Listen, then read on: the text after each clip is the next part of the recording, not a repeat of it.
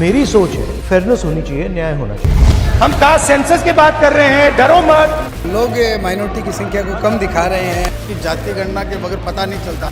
सुन लीजिए, नरेंद्र मोदी जाति जनगणना नहीं कर सकते।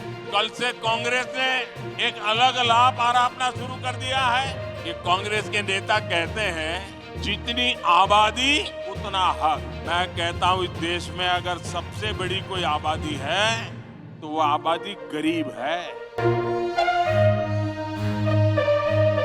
क्या आप जानते हैं कि भारत में जाति के आधार पर आखिरी बार कब जनगणना हुई थी? और क्या आपको लगता है कि जातिगत जनगणना करने से किसको क्या फायदा होगा और किसको क्या नुकसान? क्या आपको भी लगता है कि जाति के आधार पर जनगणना करना देश की एकता और अखंडता को मजबूत करेगा या फिर कमजोर? मौजूदा परिवेश में जाति के आधार पर जनगणना का मुद्दा भारत की राजनीति में कितना गरमाया हुआ है और इस पर राजनीतिक दल और देश की जनता आमने सामने है। अगर आपके मन में भी इन सब के जवाब जानने की जिज्ञासा है तो ये वीडियो आपके लिए बहुत ही खास होने वाली है, जिसमें हम आपको जाति के आधार पर जनगणना के बारे में हर एक बात बताएंगे जो आपको जाननी चाहिए। जी हाँ, आज हम बात करेंगे जाति जनगणना के मुद्दे पर कांग्रेस और भाजपा के बीच चल रही तीखी बहस के बारे में। नमस्कार, आप देख रहे हैं ए न्यूज। मैं हूँ आपके साथ डॉक्टर नशरा खान चौधरी। जाति जनगणना का मुद्दा आज के समय में बहुत ही गंभीर और संवेदनशील है, क्योंकि इससे देश की आबादी के विभिन्न समुदायों की सामाजिक और आर्थिक स्थिति का पता चलता है, जिसके आधार पर उन्हें आरक्षण, रोजगार, शिक्षा, स्वास्थ्य, आवास और अन्य सुविधाओं का लाभ मिलता है। जातिगत जनगणना के जो भी समर्थन में हैं, वो कहते हैं कि इससे नीतियां बनाने में मदद मिलेगी और वंचित और कमजोर वर्गों को उनका हक मिलेगा।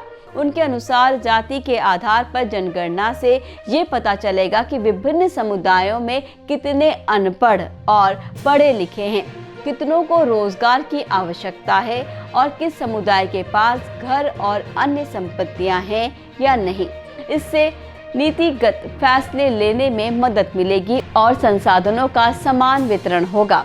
लेकिन जातिगत जनगणना के जो विरोध में हैं, वो कहते हैं कि इससे देश की एकता और अखंडता को खतरा पहुंचेगा और जातिवाद और सांप्रदायिकता का फैलाव होगा।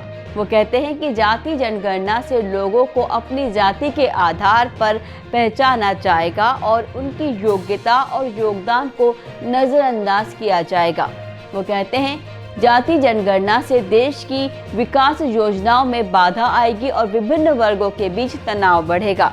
आपको बता दें, भारत में जाति के आधार पर जनगणना आखिरी बार 1931 में हुई थी, जिसके बाद 1951 में सरकार ने फैसला किया कि सिर्फ अनुसूचित जाति और अनुसूचित जनजाति के आंकड़े ही जुटाए जाएंगे। इसके बाद से ही एससी और एसटी के आंकड़े जारी होते हैं, लेकिन अन्य पिछड़ा वर्ग और सामान्य वर्ग के आंकड़े नहीं।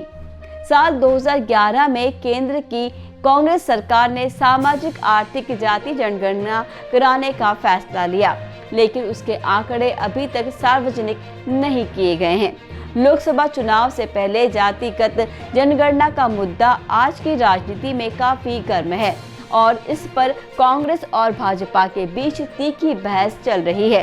कांग्रेस नेता राहुल गांधी ने हाल ही में जाति जनगणना की मांग के साथ साथ आरक्षण में बदलाव की मांग की है और कहा है कि साल 2011 में हुई जाति जनगणना के आंकड़े सार्वजनिक किए जाएं।